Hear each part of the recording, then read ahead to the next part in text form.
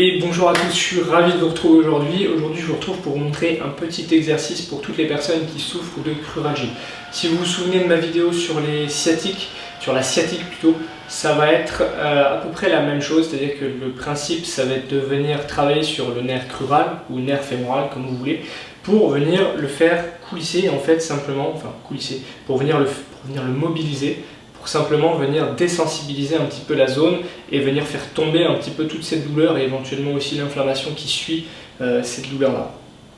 Donc, pour rappel, une cruralgie, c'est on va dire une irritation, une douleur dans le territoire du nerf crural, nerf fémoral qu'on appelle maintenant, qui se situe donc souvent sur l'avant de la cuisse, voire des fois sur juste l'extérieur ou au contraire même jusqu'à l'intérieur de la cuisse. Donc l'idée, comme pour la sciatique, donc si vous vous souvenez, la sciatique, on était assis, donc là on va dire que je suis assis, et ce que je faisais c'est que je tendais la jambe et en même temps j'envoyais la tête en arrière. Donc en fait on mettait, en basculant la tête en arrière, on donnait du mou dans la moelle épinière et en tendant la jambe, on faisait comme si on créait une sorte de mobilisation du nerf à l'intérieur de la cuisse. Là on va faire exactement la même chose. Donc pour ce faire, il va juste falloir que vous preniez quelque chose pour vous appuyer. Donc moi je vais prendre une chaise, comme ça m'évite de trouver trop de choses. Ce que je fais, c'est que je vais plier la jambe. Donc vous voyez là, j'ai mon genou, il n'est pas au niveau de l'autre, il est légèrement devant, parce que si vous vous mettez déjà en tension ici, il y a des personnes chez qui ça peut directement déclencher la cruralgie. Donc on va essayer de garder le bas du dos le plus droit possible. Donc on ne va pas sortir les fesses pour cambrer le dos, on va essayer justement de garder le dos légèrement aplati. Donc on plie la jambe. Si jamais vous voulez vous aider, vous pouvez attraper le pied. C'est pas obligatoire, hein, je vais vous montrer les deux. Et là ce qu'on fait, c'est qu'on va envoyer la jambe en arrière, et en même temps qu'on envoie la jambe en arrière, on envoie la tête en arrière.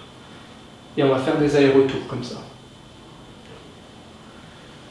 Donc c'est pour ça que ça va être important de vous tenir, parce que généralement quand on envoie la tête en arrière en même temps qu'on bouge la cuisse, vu qu'on est en appui que sur une jambe, c'est compliqué.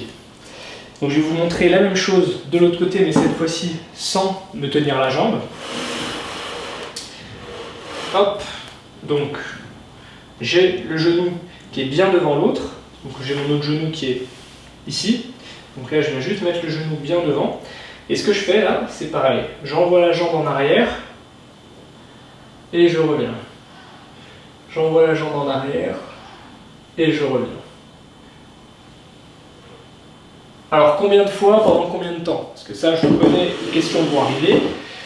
C'est simple. Généralement, quand vous êtes en cruralgie, pendant une crise, c'est pas des choses que vous pourrez faire très longtemps. Moi, ce que je vous conseille de faire, c'est quand vous sentez que ça commence à chauffer ou à irriter un petit peu, on arrête. Comme ça, on ne génère pas plus d'inflammation, on ne se fait pas plus mal que ce qu'on a déjà. Le but, c'est vraiment de se détendre, de relâcher la tension. Si vous le faites bien, c'est des choses qui vont potentiellement directement vous soulager, vous faire du bien quasi instantanément. Donc, ne cherchez pas à trop en faire, au contraire, restez dans une zone qui va être tolérable, d'accord, qui va être juste en dessous de ce phénomène d'irritation. Parce que quand on a une sciatique, une cruralgie ou tout un tas de douleurs qui ressemblent un petit peu à ça, le danger c'est de vouloir trop en faire et de faire réagir le nerf. Et quand le nerf réagit, le nerf c'est une structure qui est très sensible, et quand le nerf réagit, souvent ce qui se passe c'est qu'on se retrouve avec une explosion de l'inflammation et on a plus mal après qu'avant. Donc c'est pour ça qu'il faut vraiment vous respecter de ce côté-là, il ne faut vraiment pas vouloir trop en faire et vraiment faire juste ce qu'il faut au moment où il faut. Alors vous me dire oui mais comment je sais quand est-ce que j'ai fait assez, quand est-ce que j'ai fait trop, quand est-ce que si, quand est-ce que ça.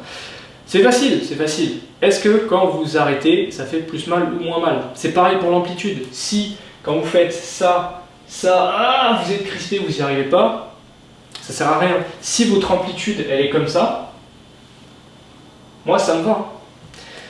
Il faut que vous gériez l'amplitude, il faut que vous gériez la tension et il faut que vous gériez la vitesse. Vouloir aller trop vite, c'est pas bon non plus. Vouloir aller trop lentement, c'est pas bon. Donc, vous allez avoir une phase où il va falloir y aller un peu à tâtons, il va falloir chercher un petit peu.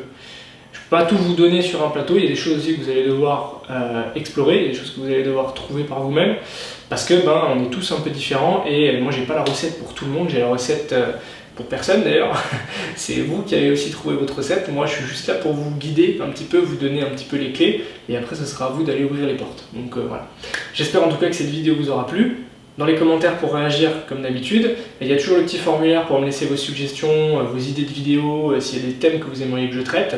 Abonnez-vous à la chaîne, lâchez-moi un gros pouce bleu. Je vous dis à très vite et en attendant surtout, prenez soin de vous. Bisous.